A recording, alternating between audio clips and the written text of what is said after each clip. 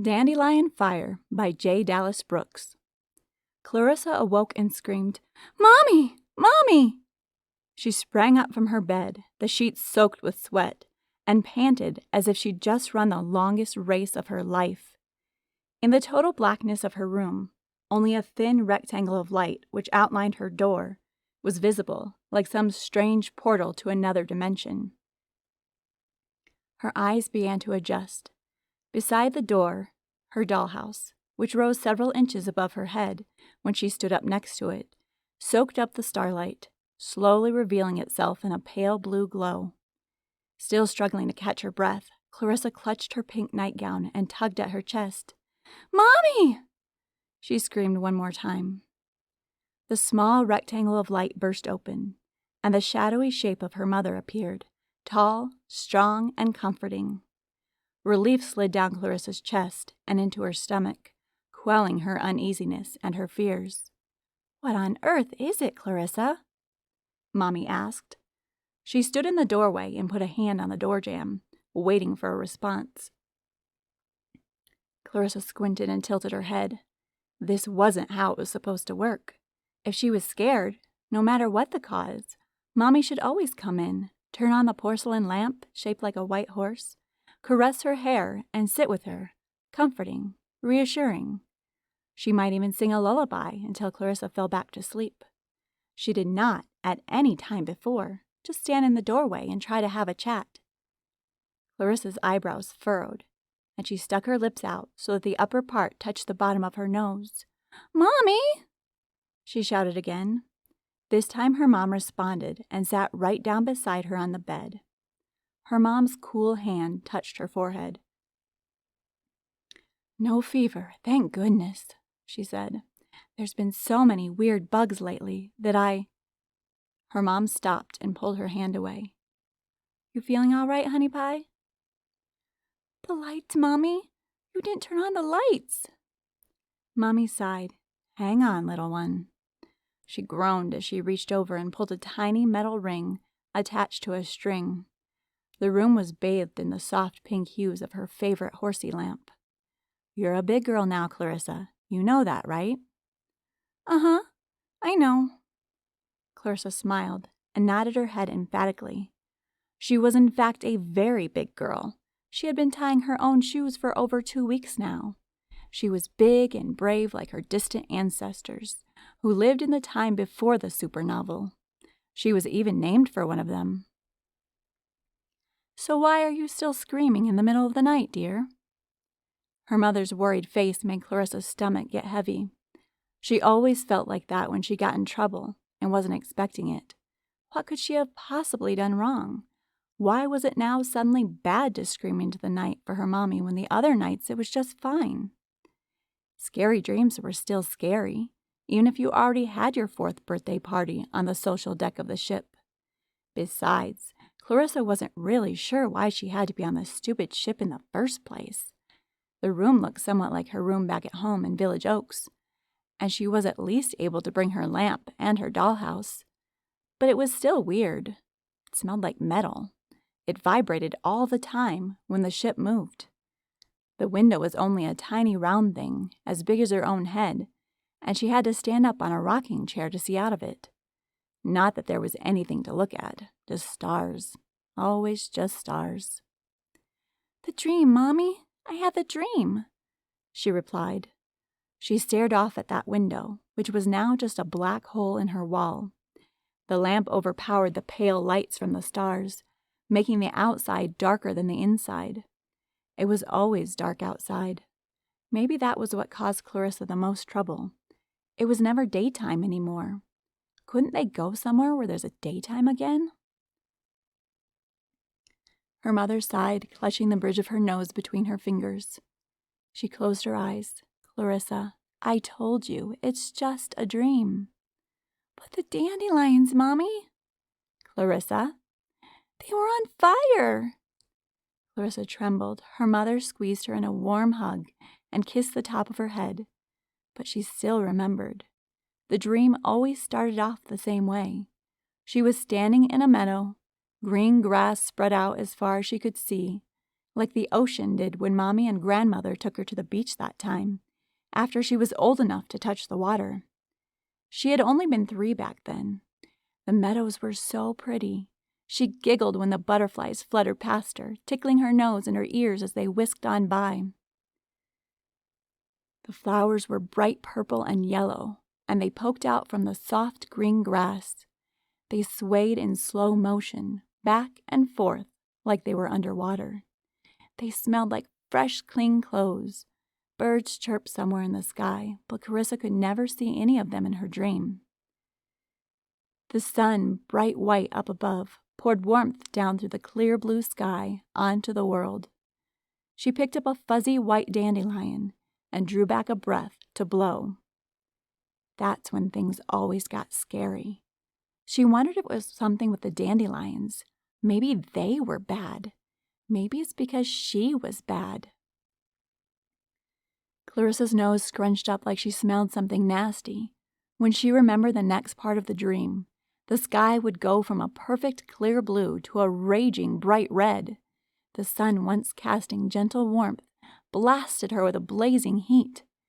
It made her sweat and it burned her skin. She would always scream at the pain of the burning, and in her hand the dandelion would catch fire, sending flaming seeds floating into the red sky as they turned to ash. The charred stem wilted in her hand like a burnt match. But they aren't on fire now, Clarissa, all right? Her mother put her own forehead to Clarissa's and stared at her. Her pale blue eyes soothed like ice on a burn. How do you know they aren't, Mommy? Clarissa hadn't seen a dandelion and she couldn't remember how long. It seemed like they had been on this giant ship forever now. They used to have dandelions in their front yard, and Grandma would blow on them and giggle. Honey Pie, we've been over this. Clarissa frowned. She knew what her mother was about to say. Maybe, though, if she asked her again, she'd change it. Make it better somehow, not as scary, not as sad. Clarissa stared down at her knees beneath her blankets. She moved them up and down, imagining they were large hills, like the ones they played on back home. She would make them rise and fall like a goddess, with power to shape her own world. Of course, if she really were a goddess, she wouldn't have burned the world up either. She wouldn't be so careless. A low hum rattled the room for a moment, and then it pulsed away, fading into the background of other sounds. Her mother looked up, as if startled, but then she looked back down and gave what she probably thought was a reassuring smile. Clarissa knew the difference, though. It was the fake smile mommies gave little kids when they didn't want to say something. The dandelions aren't on fire anymore, Clarissa. But they were, Mommy. They were on fire, and everybody had to run away. Everybody had to fly to the ship and... Enough, Clarissa. I'll have no more of this. Do you understand me, young lady? Her mom put her hands in her face and cried. Clarissa felt terrible. Was she really so bad that she could make her mommy cry? Was she the reason for their pain and suffering? Sorry, Mommy. Clarissa reached out and put her hand on Mommy's head, caressing her hair, gently running her fingers down the tight strands that were pulled back behind her head. Mommy looked up, wiped the tears from her cheeks, and smiled a real smile. It's not your fault, Honey Pie. It's not anyone's fault. It's just what happens after a while. Can I see it? Her mother sighed, and her shoulders slumped for a moment. After a brief pause, she drew in a deep breath, straightened herself up, and said, I suppose so. Clarissa clapped her hands together 3 times fast. Yay! Her mommy put her finger to her lips. But stay quiet, though, all right? People in the other pod bays are probably sleeping. Clarissa nodded, and she walked out the door, hand in hand with her mommy. They left her room, and it led to a small studio area with a tiny kitchen, a couch with a holographic display unit in front of it, and one more room for the grown-ups. They left through their front door, and the long metal hallway stretched out into infinity ahead of them. Thousands of front doors just like theirs led the way down to the main viewing area. The metal sidewalks didn't move on the sides nearest the doors, but in the middle. The transport track glowed green and whisked people all over the Stargazer at super fast speeds. The first time they rode it, Clarissa had almost thrown up. Her mother told her she'd get used to that, and she had to admit she did. Once she rode it a few times, moving along at 30 to 40 miles per hour in a controlled gravitational environment where you couldn't even so much as bump your head wasn't so bad. Within 2 minutes, they had reached their stop at the observation deck. A long, clear window, at least 20 feet high and 100 feet long, protruded out in a half-bubble shape into the night. There were a few adults standing at some of the viewers' scopes, but most of the viewers were free at this late hour. Several of the adults looked back at Clarissa and her mom, and they pretty much all had the same sad look in their eyes. One older lady with straight silver hair frowned and nodded to Clarissa and her mommy. She came over and leaned down to Clarissa's eye level. "Hello, child." She smiled and brushed a few strands of silver hair behind her ears. Clarissa thought she smelled like lemons. She didn't like to eat them, but the smell was fine. Like being outside back home when her mommy put lemonade on the porch. Clarissa looked up at Mommy, who smiled and patted her on the shoulder. "It's okay, dear. You can talk to her because I'm with you." "Hi," Clarissa said. The old lady smiled even wider than before. "Get a good long look at it, my dear. The remnants won't be visible much longer, you know. You'll have to remember. You'll have to share the story."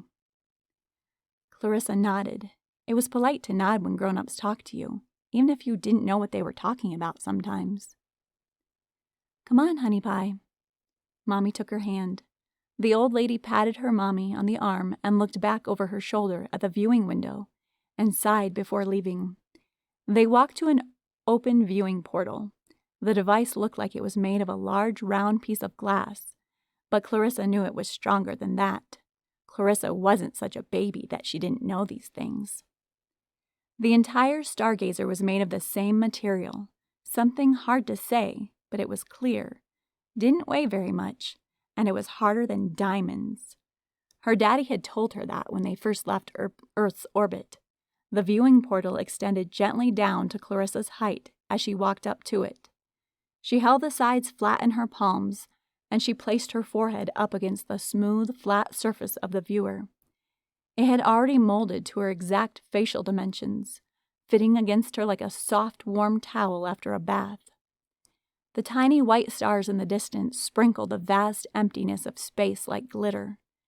The viewer, however, gave 2 soft green pulses of light and asked her where she wanted to look. "Home," she replied. The screen flashed once, determining that she lived in a small city in Florida, back on Earth, before it began to pan over to the right. As the viewer zoomed in, a bright red ball of fire took up more and more of the screen. It had only been a tiny dot from the main window, but now it grew. Clarissa winced and squinted her eyes against the light, so the viewer automatically dimmed. "Correcting light spectrum," the robot voice said in her own head. Clarissa breathed a sigh of relief. The viewer didn't let the red light get hot like in her dreams. That was good. Before long, the entire screen was taken up by the soft red glow of the sun. The viewer zoomed in a little more, and there were finally dark fragments, shadows against the red backlight. "Mommy, what's a supernovel?" Clarissa asked. She knew it was what the sun had become, but she wanted to hear it again. "Supernova, Clarissa." Her mom, standing behind her, placed both of her hands on her shoulders. Clarissa felt warm and safe, even though she was looking at the last broken remnants of their home planet. It's when a star, like ours, gets really old and it just sort of explodes and dies. And that's why we live on the Stargazer, right, Mommy? Yes, honey pie. That's why everyone lives on the Stargazer. That's why Daddy works on the engines at night while you're supposed to be sleeping. It's all just until we get to our new home. Will they have dandelions on our new home? Clarissa wiped a small tear from her cheek. She kept her face in the viewer, not wanting Mommy to see her tears and get sad again. She looked at the chunk of dark rock that floated aimlessly in front of the red fireball that used to be a source of warmth and comfort. Her mother pulled her from the viewer and kneeled beside her. She placed her fingers on Clarissa's cheeks and kissed her on the forehead. "Yes, my dear, I'm sure they will." Clarissa nodded. She would be 5 or 6 years old by then, of course, but it would be worth the wait. It would be nice to blow on the dandelions again and giggle.